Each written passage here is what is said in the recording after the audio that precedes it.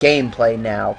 As you'll likely already know, Sega was trying to make this game in a new direction and make it something unique to the series, and boy was that a mistake. Actually, I'd say that's a good thing because then it wouldn't make this game feel like a rehash of the other games, which gives it more of a point to be made. But let's listen to what he has to say. Okay, first of all, the obvious new addition. Shadow can carry weapons and shoot guns. Yes, this is very stupid and makes no sense even for Shadow's character. He's the ultimate life form, why does he need to shoot bazookas at people?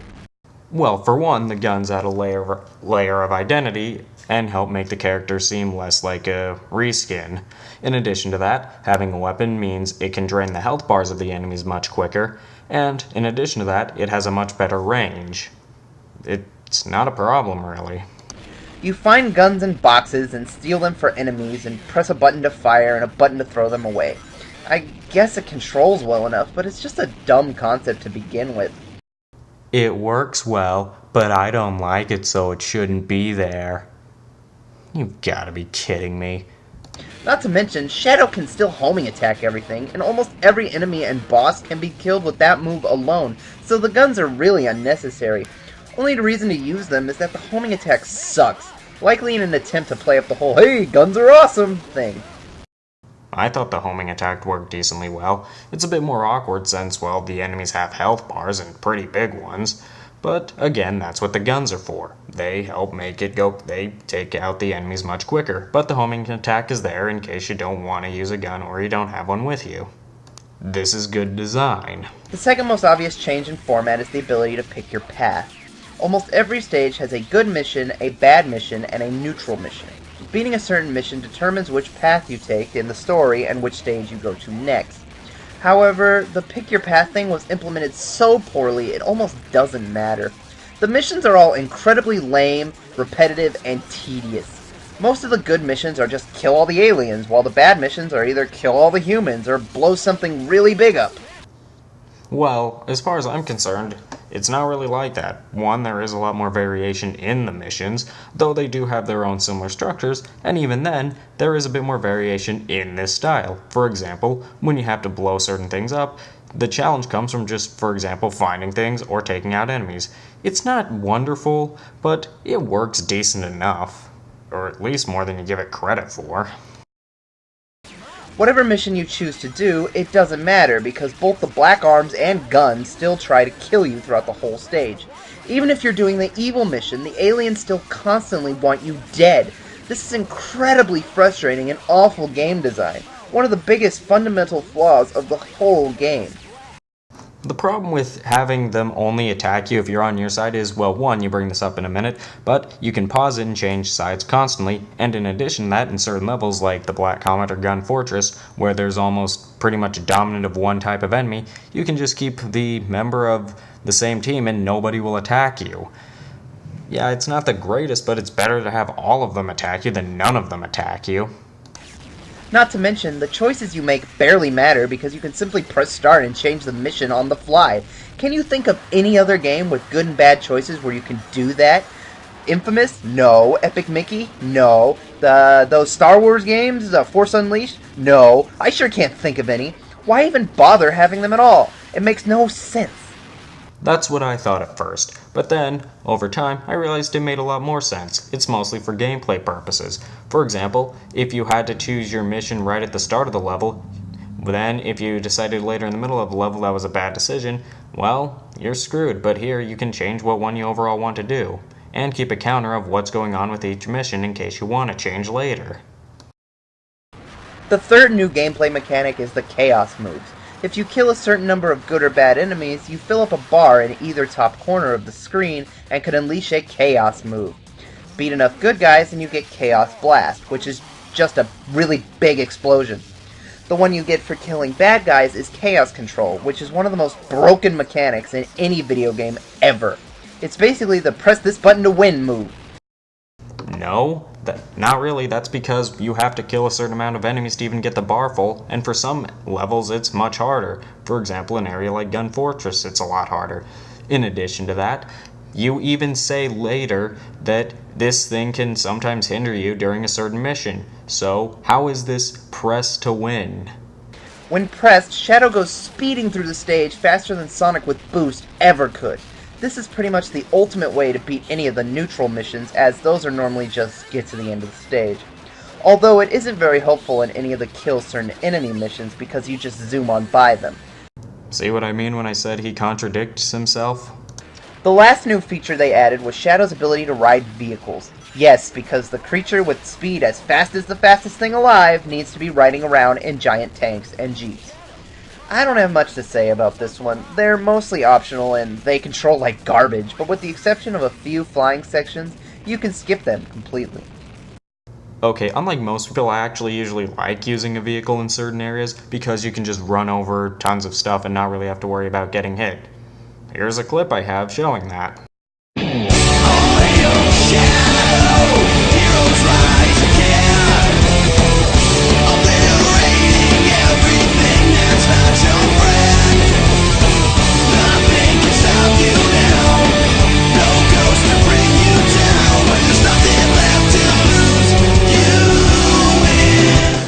Other than that, Shadow controls like he normally would. He can jump, homing attack, run really fast, spin dash, which was moved to a separate button so that the fire button can take its place.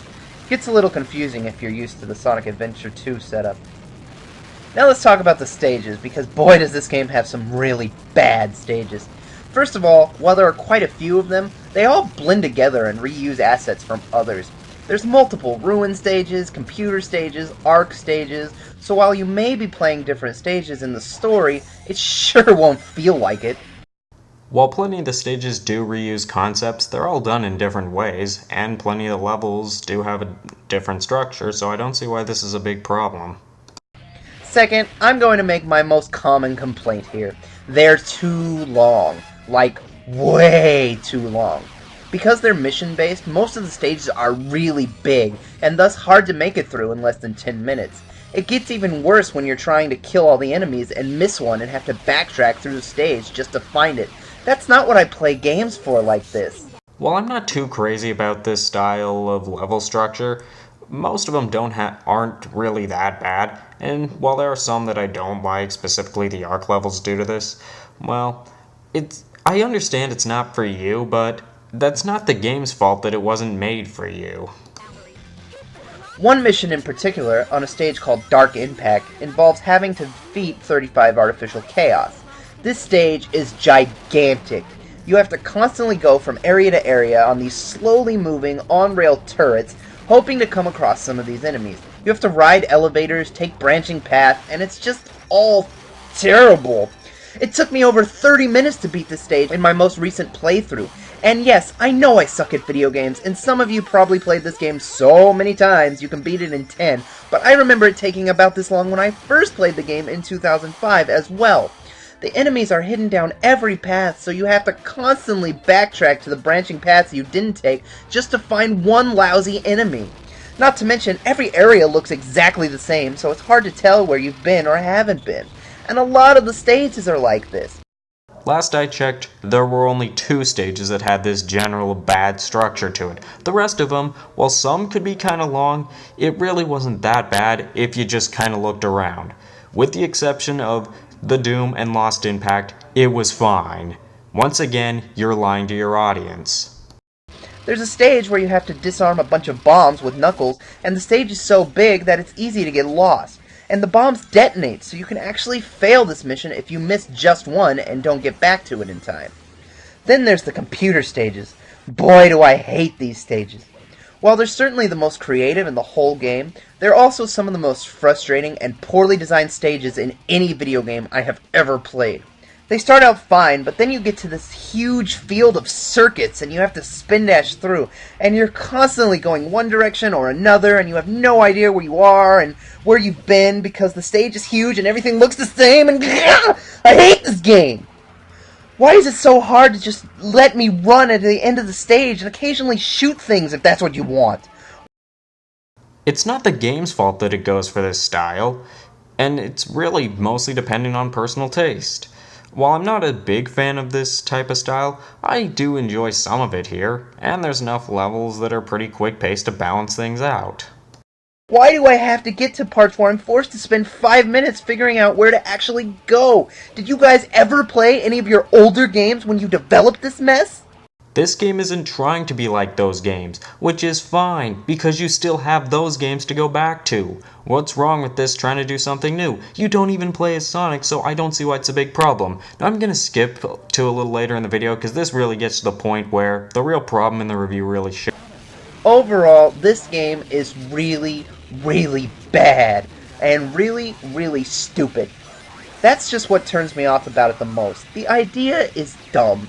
Why does Shadow need guns? Why is he swearing? Why am I playing a Sonic game where I can drive around in tanks? Why is the president involved so heavily? Why does this game exist?